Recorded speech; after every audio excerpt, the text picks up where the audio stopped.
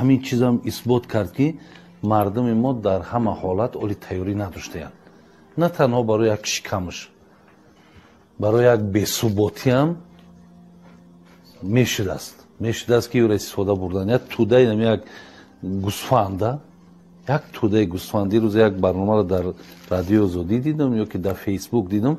Як хар пеш рафтаиста, қариби 2000 гусфанд пеш хар рафтаиста. Ай қафош гусфанда ҷонаи сундааст ки хулосаҳотона барорем. Хайр кас бинависа як комментария. Лекин гап дар ҳамин ки ҳамин тӯдаи гусфанд будани ҳамин мардум имрӯз маълум карда ки ҳамин як тӯдаи гусфанда.